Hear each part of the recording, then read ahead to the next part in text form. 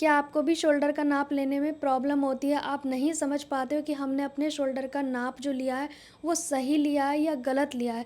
तो आज मैं आपको बताने वाली हूँ चेस्ट साइज़ के अकॉर्डिंग आपका कितना शोल्डर हो सकता है। देखिए थोड़ा 19-20 होगा चलेगा, पर बहुत ज़्यादा अंतर होगा नहीं चलेगा। तो इसी कारण से मैंने क्या किया है, एक चार्ट रेडी किया है ताकि जो बिगिनर्स हैं उनको कोई प्रॉब्लम ना हो। पिछली वीडियो में मैंने बोला था अगर आपको इस टॉपिक पे वीडियो चाहिए तो आप मुझे कमेंट कर देना। बहुत सारे लोगों ने कहा कि दीदी हमें प्रॉब्लम होती है, आप हमारे लिए ये वीडियो ज़रूर बनाना कि चेस्ट साइज़ के अकॉर्डिंग कितना शोल्डर हो सकता है, कितना नहीं हो सकता है। एक कमेंट मुझे आया था, उन्होंने सीधे कहा कि मेरा 12 इंच का शोल्डर है, क्या मैं 1 इंच माइनस करके लूँगी छोटे नेक में? तो मुझे हैरानी हुई क्योंकि 12 इंच का शोल्डर तो बच्चों का होता है, बड़ों का होता ही नहीं है। या कोई 26 चेस्ट साइज़ है तब हो सकता है। लेकिन 38, जब मैंने पूछा चेस्ट साइज़ क्या है तो उन्होंने कहा 38। तो मैं समझ गई कि इन्होंने शोल्डर का नाप जो लिया है वो बिल्कुल गलत तरीके से लिया है। तो सबसे पहले यहाँ पे इस चार्ट को देखने के लिए आपके पास चेस्ट का साइज़ होना चाहिए। तो सबसे पहले हम चेस्ट का साइज़ मेज़र करेंगे, लेकिन उसमें कोई लूजिंग नहीं होनी चाहिए, फ़िक्स चेस्ट साइज़ होना चाहिए, तब जाके आप इस चार्ट को देख सकते हो। एक नाप आपके पास होना चाहिए। वीडियो को स्किप बिल्कुल ना करें क्योंकि आपको लग रहा है कि जल्दी से आगे जाके हम चार्ट को देख लें, लेकिन आपको साइज़ पता होना चाहिए ना चेस्ट का, तभी तो जाके आप चार्ट को देख सकते हो। तो पहले यहीं पे रुको, पूरी वीडियो देखो। यहाँ पे आप देख सकते हो 1 इंच मेरा चेस्ट साइज़ बढ़ चुका है। तो वैसे मेरा 38 था लेकिन 39 हो चुका है, लगता है मैं मोटी हो गई हूँ। ये तो चलो नॉर्मल बात है, 1 इंच मोटे पतले होते रहते हैं। तो सबसे पहले आपको अपना चेस्ट का साइज़ कुछ इस तरह से लेना है, तब जाके आप इस चार्ट को देख सकते हो। आपको अपना चेस्ट का साइज़ देखने से पहले ना ये इंची टेप को सही से पकड़ना होगा। ये इंची टेप आपका इस तरह से घूम नहीं रहा हो, इसका मतलब काफ़ी फिक्स नाप लेना है हमें। तो अब देखो मेरा इंची टेप बिल्कुल भी नहीं घूम रहा, देखो बिल्कुल नहीं घूम रहा, फिक्स चेस्ट साइज़ मैंने नापा है।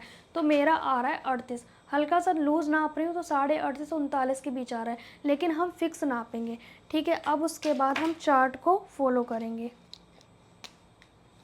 तो हमने फ़िलहाल चेस्ट का साइज़ मेज़र कर लिया है, आपने अपने चेस्ट का साइज़ मेज़र कर लिया। अब इस चार्ट को फॉलो करेंगे। वैसे तो चार्ट मैंने इसमें बनाया हुआ है, पर ये बहुत बारीक है तो मैं इस पे लिख के दिखा रही हूँ आपको, ठीक है। तो पास से देखेंगे और मैं आपको मौका दूंगी कि आप स्क्रीनशॉट ले सकें। मैं वीडियो को मतलब बिल्कुल क्लोज़ करके दिखाऊंगी लास्ट में, ताकि आप स्क्रीनशॉट ले सकें वीडियो को रोक के, ठीक है। पास से देखेंगे तो यहाँ पर इस तरह से मैं बीच में लाइन बना दूंगी। ये हो जाएगा शोल्डर, यहाँ पे हो जाएगी फुल चेस्ट, ठीक है। अगर आपका चेस्ट साइज 26 है, 27 है, 28 है, 29 है या फिर 30 है, तो आपका जो शोल्डर होगा वो होगा 13 इंच के आसपास। इससे 19-20 हो सकता है, बट इतना होगा, इससे कम नहीं होना चाहिए आपका, ठीक है। फिर उसके बाद आपका चेस्ट साइज़ 30 है, 31 है, 32 है, 33 है या फिर 34 है। तो इस चेस्ट साइज़ में आपका शोल्डर होना चाहिए कितना, 14 इंच का। फिर उसके बाद आपका चेस्ट साइज़ यदि 35 है, 36 है, 37 है, 38 है या फिर 39 है, तब आपका शोल्डर हो सकता है 14.5 या 15। अब इसमें दो कंडीशन क्यों हो गई? अब यहाँ पे मैंने 14.5 और 15 क्यों बोला, दो कंडीशन क्यों रख दी? क्योंकि कई, मेरा जैसे चेस्ट साइज़ 38 है तो मेरा शोल्डर 15 है, 14.5 नहीं है। क्यों?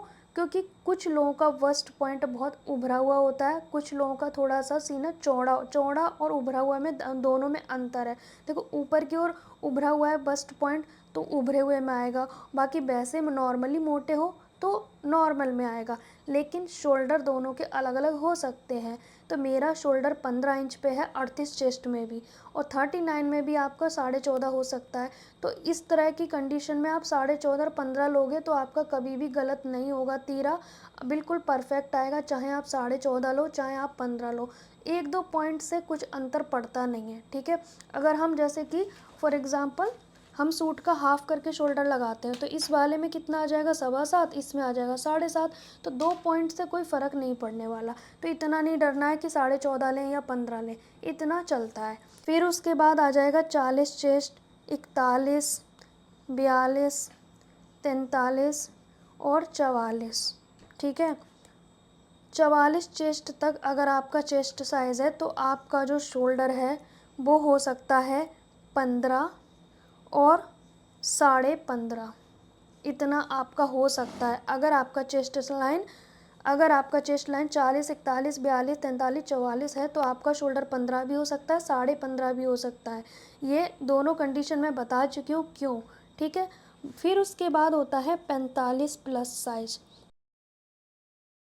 जाओ, शोल्डर इससे ज़्यादा नहीं हो सकता है, लेकिन 45 प्लस में आपका शोल्डर 15 और 16 हो सकता है, लेकिन 17 से आगे नहीं हो सकता है।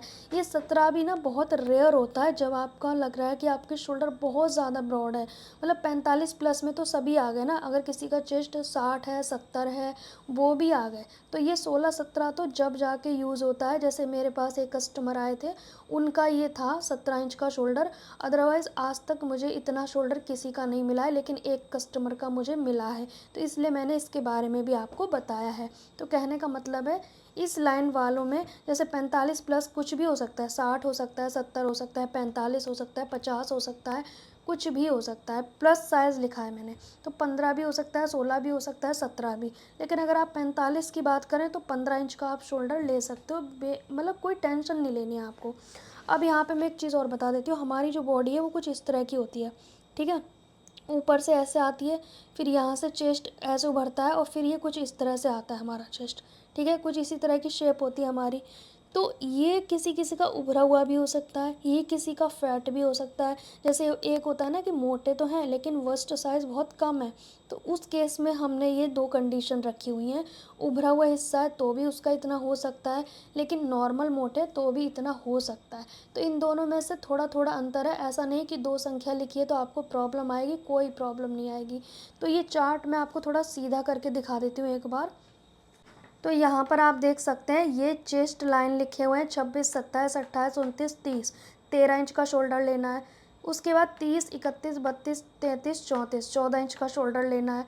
35, 36, 37, 38, 39, 14.5 और 15 इंच का शोल्डर लेना है। 40, 41, 42, 43, 44, 15 और 15.5 का शोल्डर लेना है। फिर उसके बाद 45 प्लस साइज़ में आपको लेना है 15, 16, 17, इनमें से कोई भी शोल्डर हो सकता है। अगर आप, वैसे तो आपको मेज़रमेंट ही लेना चाहिए। जब आपको डाउट हो ना तब इस चार्ट को ज़रूर फॉलो करना, डाउट नहीं है तो चार्ट भी देखने की कोई ज़रूरत नहीं है। अब आप इसका स्क्रीनशॉट ले लो, फिर मैं डायरी का भी दे दूँगी। जो आपको समझ आए वो आप स्क्रीनशॉट लेके लिख लेना अपने पास, ठीक है। ये हो गया। अब इसके बाद मैं इसका कॉपी का दिखा देती हूँ एक बार। इसका भी आप स्क्रीनशॉट ले सकते हो, बिल्कुल क्लोजली वीडियो को रोक रोक के अगर आप स्क्रीनशॉट लोगे तो बहुत अच्छा रहेगा। ये चेस्ट लाइन है और इधर शोल्डर लिखे हुए हैं, ठीक है। सेम वही चीज़ लिखी है जो मैंने वहाँ पे लिखी है, बस ये है कि उसमें थोड़ा बड़ा बड़ा लिख दिया है मैंने। बाकी राइटिंग तो दोनों में ही गंदी है मेरी, है ना, क्योंकि ज़्यादा राइटिंग पे मैंने कभी फोकस किया नहीं सुधारने पे। तो आपको क्या करना है, अपना फिक्स चेस्ट साइज़ लेना है, कोई लूजिंग ऐड नहीं करनी। फिर उसके बाद आपको इस चार्ट पे आपने ध्यान देना है कि मेरी चेस्ट लाइन कौन सी लाइन में आ रही है। फर्स्ट में आ रही है, सेकंड में आ रही है, थर्ड में आ रही है, फोर्थ में आ रही है। जिसमें आपकी चेस्ट लाइन आ रही है उसी के सामने वाला शोल्डर लेना है। लेकिन अगर आप मेज़र करना सीख गए हो तो इसकी भी कोई ज़रूरत नहीं है। ये जब आपको फॉलो करना है जब आपको लग रहा है 14 इंच है या 14.5 है, 15 है या 15.5 है, इस तरह के डाउट हैं आपको तो इसे ज़रूर फॉलो करें। मुझे लगता नहीं है कि कोई डाउट रह जाएगा, कोई प्रॉब्लम रह जाएगी।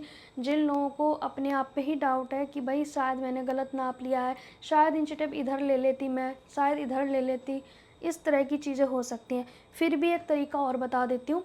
ये जो आर्म है ना आपका, ये जो हमारा फ्रंट क्रॉस है, ये जितना होता है ना उससे 1 इंच ज़्यादा आपका शोल्डर होता है। जैसे मेरा फ्रंट क्रॉस है ना वो 14 इंच है, तो मेरा शोल्डर 15 इंच का आता है। इस तरह से भी आप कर सकते हो। तो मैंने सारे तरीके अपने बता दिए इस यूट्यूब चैनल पे। दूसरे चैनल पे हमारा सिलाई का बिगनर के अकॉर्डिंग सिलाई कोर्स चल रहा है। अगर आप सीखना चाहते हैं घर बैठे बिल्कुल फ्री में, जिनको फ़ीस कहीं नहीं देनी है, तो आप हमारे सेकंड चैनल पे जुड़ के सीख सकते हैं फर्स्ट क्लास से।